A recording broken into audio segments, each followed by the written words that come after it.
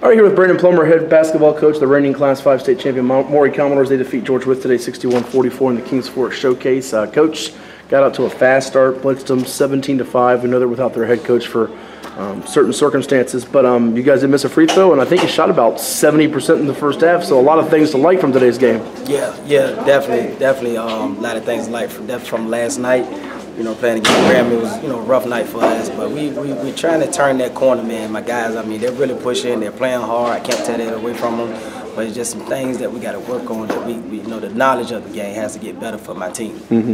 Yeah, that was a defensive struggle. I want to say it was 40-25 in that game with Graham. I know they haven't won a game this year, but certainly today the offense was clicking for you.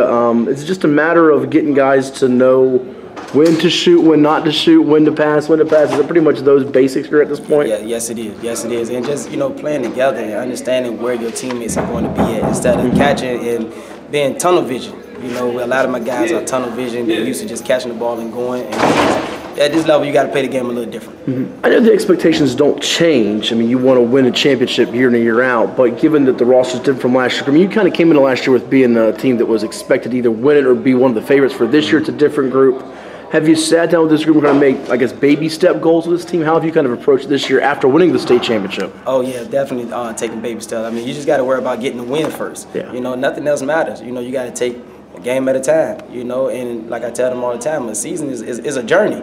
It's a journey. It's not a quick race. It's a marathon. So as long as we continue to grow and get better as a unit, I feel like we got a good chance of making a good run.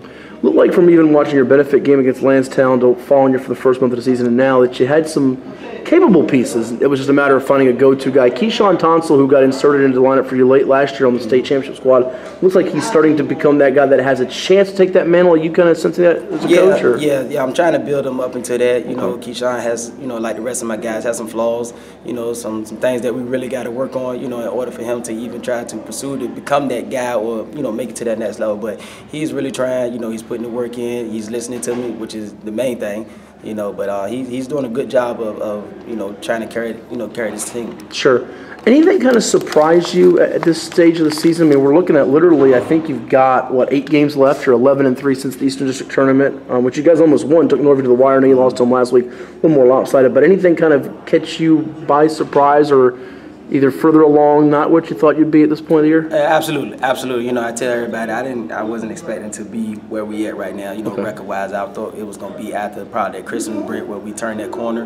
But these guys are playing so hard. Like I tell them, they give me they 100% every single night. But it's just that knowledge of that IQ of the game. And I feel like once they start getting that and they turn that corner of the IQ of the game, we'll be a tough team to play. Come on, for you. I saw you after you lost that Christmas tournament game to John Champ, who's one of the better teams in Class 6. Seemed like you guys kind of gave that one away. You let it late and it slipped away. What did you guys learn from kind of that tough moment, and how did they respond from it in terms of getting in the lab and working on some of those flaws? You got to be able to execute down the stretch, and it's not a one man that's going to get it done. The team going to get it done. And during that game, when they started running and jumping us, everybody started trying to find how can I get it done instead of how can we get it done. So playing against a good team like that that's going to keep coming at you and keep coming.